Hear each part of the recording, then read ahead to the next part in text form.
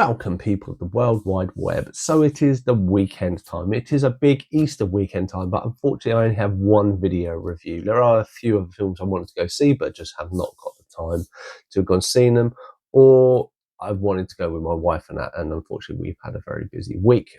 So I've seen one, and it is They Will Kill You. I had very big high expectations for this movie. I saw the trailer earlier this year. It had been done a few times. I actually really liked the look of it.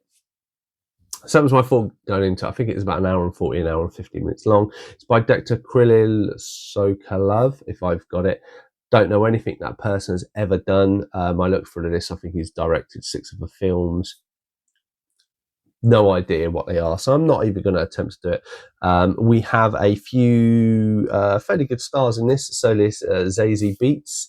She was also in Have Fun, Good Luck, Have Fun, Don't Die. As Asia Reeves, she is the main character. You have Mahala playing Maria Reeves, her sister, which isn't shown in the trailer.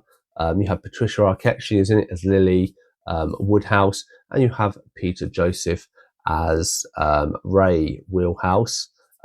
These two are kind of Lily Wheelhouse is kind of the head maid in this building that we will get to, and then you have Tom Felton, Heather Graham as Kevin, Sharon, and then a few other minions that live within this building. Anybody who's seen the trailer doesn't know, essentially you have this building. Zazie Beetz, Asia, turns up for a job role as a maid, but essentially being a maid, she is a sacrificial lamb. They have to basically capture her and sacrifice her for the Satan type demon. Very much, if you've seen it, Ready or Not, you kind of get a little bit of linking towards that. And essentially she has, and then obviously, as I've already revealed, she's actually gone there for her sister, and there's more story to it. But anyway, spoiler warning up, and we shall get into this film review. So yes, this film starts a little bit not as you would expect. It is, you have Zazie Beetz running away with her sister in a kind of convenience store, and you have her dad after her. As you can tell, her dad beats her and stuff like this. They try to get away, and they are cornered by her dad and someone else. She shoots her dad, and then the police turn up and she runs off. This then leads her to materialize years later in the hotel, basically going for a job, where she meets Patricia Arquette. She sees the gates and the big locks and door locks.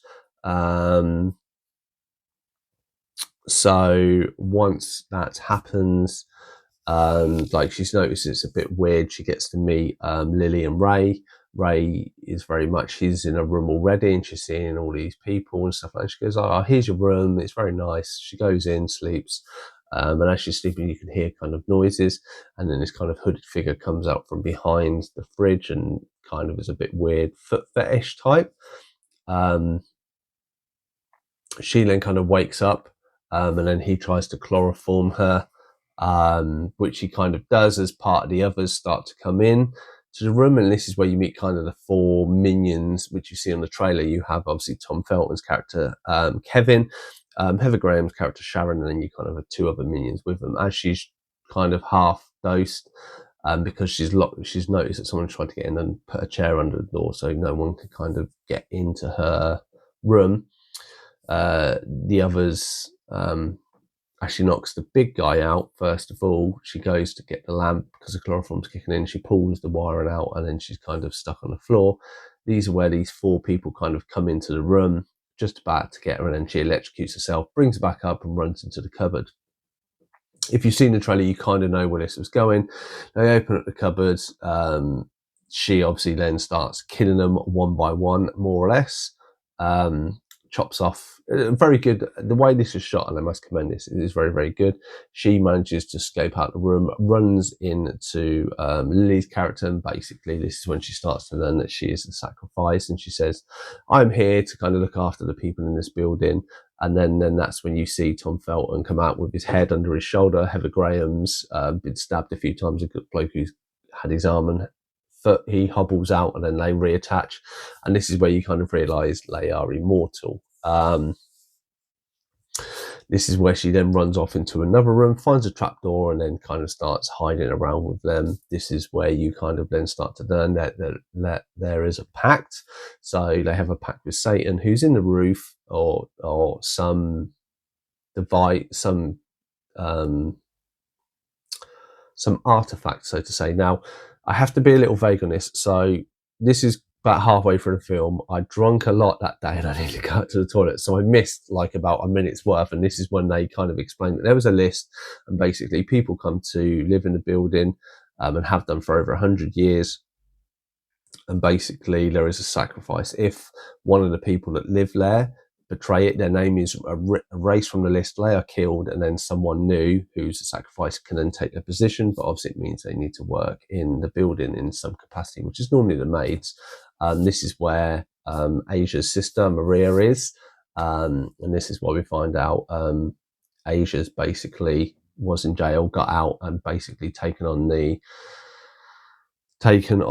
identity of someone else, helped to a private eye kind of lawyer bloke who's helping her out, and essentially she's in there. But because she's been in prison, she's really hardened, and this is where she starts fighting back. Obviously, as she's running away, she's defeating them, killing them. They come back to life, and that's it. It basically, she runs around the building, finds her sister, tries to get out, and one thing leads to another. They both kind of get trapped and taken to the roof. This is where you have a kind of mosaic window, or round type of window in the background, which you see Satan behind. His spirit comes in and then inhabits this pig's head. And this is where you write your name on it to essentially be. It comes down to the fact that because they've captured the sisters, the younger sister, basically she has to write her name and sacrifice write her name and sacrifice her sister for the kind of thing to happen. What happens, and there's going to be more spoiler, she literally writes her sister's name, kills herself, and then her sister basically is healed, and she then starts killing everyone else while also burning the pig's head. She cuts off the bit of skin that has her name on it, but because she's burnt the pig's head and killed everybody in that room, everyone else outside of that room who's left there kind of leave her alone. She leaves with her dead sister. As she gets in there, she has rewritten her sister's name over her name when she was killing them off, and thus her sister's brought back to life, and then they drive off into the distance with the lawyer, private eye person.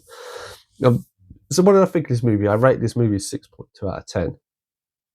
Now, there are a lot of pros to this movie, and I want to praise it. The way it's shot, the music, it all works mostly very well. There were some music choices that I didn't agree with, and there's kind of like R&B type ones, which didn't kind of merge, I think, well with the storyline. The more rockier ones kind of had a bit more of an impact. And that's only just because that choice. I mean, there might be other R&Bs, but it's kind of like, and I used to think Shaun of the Dead, when they use Don't Stop Me Now, the song just fits for the tone and the mood of the script. And in this one, there were just the two R&B songs that I remember. Like I can't remember what the two scenes that had R&B songs. It just didn't feel like they fit the mood. But maybe that's just personal preference. Zazie Beetz, I think, did an amazing job as a lead. I think she was suited very, very well. I liked the look of her. I liked how they went art, how she acted, and her being her first film as a lead actress, I think she shone very much so. I think this will hopefully lead her on to more stuff. The tailoring of the trailer to hide the fact that they're immortal and stuff, and I think again was very clever. I say how stuff was shot and stuff being exploded apart and then coming back to life, I think all overall worked really well. To be honest, this worked better than Ready or Not, because essentially it sets up this premise that they lock the building down and they have to kill the person, which is what they kind of do in Ready or Hide and Seek for Ready or Not. But in this, they are immortal. So essentially all they need to do is keep going and going and going until they kill her, and there's hundreds of them against one person. And this dynamic makes more sense of why this would work and work over time. So it doesn't matter if you come into it or how bad or good you are, you will keep getting killed again. You will just get back up and sacrifice that person until they've run out of energy and stuff like that. Totally makes sense. Totally great. They're just once you added that sister effect in, and she's trying to kidnap her, and sister's kind of doesn't, and then she changes her mind. It was these little bits that just didn't quite gel as much. Whether stuff was cut because there was more of a story, and that the fact they hid that, I think in the trailer again was good. There was a lot of stuff that worked good. There was just bits in the story that didn't quite merge as great. The same with, there's some funny moments, but there's not a little bit like Ready or Not. There's some funny moments, but not quite over the top funny moments that you kind of need in this instance. Again, there was some good martial arts stuff in that, and good camera angles, but with the, it's a lot of visually flair, but I think the story was lacking a little bit in places. Overall, it is a good story. It's just, I don't think it was executed the best it could do. And I think because it's in sections of it, so you imagine, say, like there's 10 sections to a film, it's like section 3, section 7, section 9 and stuff. It really distributes the kind of overall story, and this is why I've ranked it down a lot more, but still enjoyable. I would probably definitely pick this up. I'd probably intrigued to watch behind the scenes of this. But have you seen They Will Kill You? I'd be really interested in your thoughts and feelings. Let me know in the comments down below. Otherwise, I've been Chris from Cypher Signal Screen Time, and I'll definitely see you in the next one.